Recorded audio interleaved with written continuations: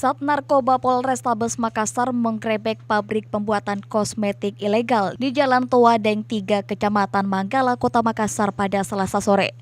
Penggerebekan tersebut bermula atas laporan sejumlah warga adanya aktivitas yang mencurigakan dari dalam kontrakan.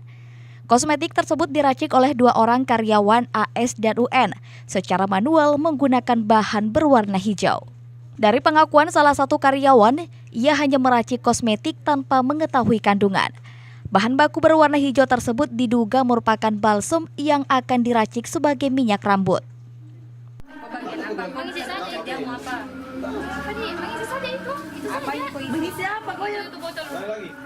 kok yang isi itu yang Iya, hijau itu. itu? Kasat Narkoba Polrestabes Makassar, Kompol Diari Astetika mengatakan, kosmetik ilegal tanpa izin BPOM ini akan diteliti terlebih dahulu karena diduga mengandung bahan berbahaya.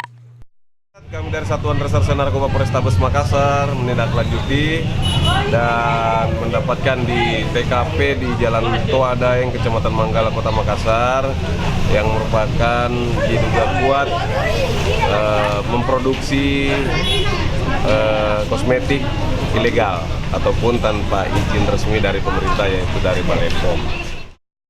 Sementara itu, puluhan jergen bahan baku pembuatan kosmetik ilegal, ratusan kardus minyak wangi dan pelembab diamankan polisi. Kosmetik ilegal ini rencananya akan diedarkan di Provinsi Sulsel dan Sulbar. Wawan Setiawan, Fajar TV dan Fajar Radio melaporkan.